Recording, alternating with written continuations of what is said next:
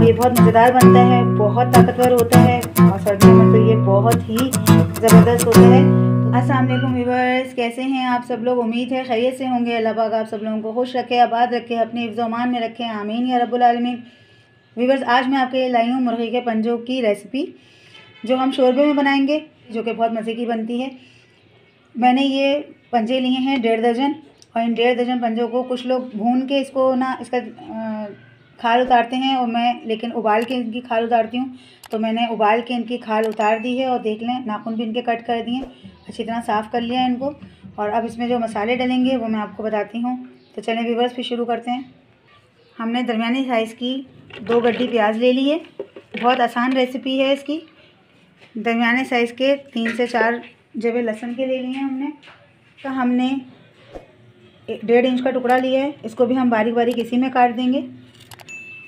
हरी मिर्चें लिए हैं 5 से 6 दाने, वो भी हम इसी में काट देंगे। टमाटर अगर इस साइज़ के हों तो 4 से 5 ले लें, ये भी हम इसी में काट लेंगे। सारे मसाले हमने इसमें डाल दिए हैं। अब इसमें थोड़ा सा पानी डालेंगे और इसका पेस्ट बना लेंगे। पतीले में हमने पंजे डाल दिए हैं। अब हमने जो इसका फ़ाइन बिल्कुल बारीक मैंने इसका पेस्ट बना लिया था, वो मैं इसमें डाल दूँगी। 1 टीस्पून पिसी हुई लाल मिर्च, हाफ़ टी स्पून हल्दी, नमक हस्बे ज़रूरत। इन सारे मसालों को मिक्स कर लेंगे और मज़ीद थोड़ा पानी डाल के हम इसे गलाने के लिए रख देंगे। पानी खुश्क हो रहा है व्यूअर्स, और शोरबा गाढ़ा हो रहा है, ये देखें। और धुआं बहुत है, इस वजह से आपको शायद नज़र आए।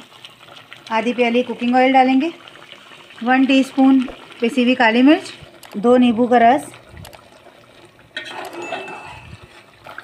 कटा हुआ धनिया 2 टेबल स्पून। अब इसे हल्के हाथ से भून लें।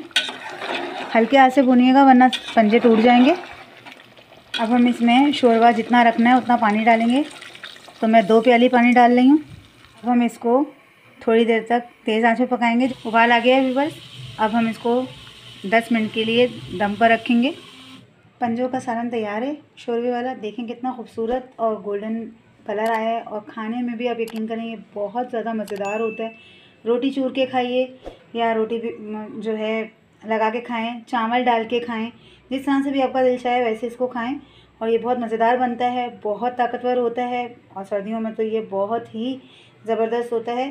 तो व्यूअर्स, अगर मेरी वीडियो अच्छी लगे तो इसे लाइक करें, सब्सक्राइब करें, शेयर करें, बेल नोटिफिकेशन को ऑन करें। कमेंट बॉक्स में ज़रूर बताइए कि मेरी वीडियोज़ आपको कैसी लगती हैं। अल्लाह हाफिज़।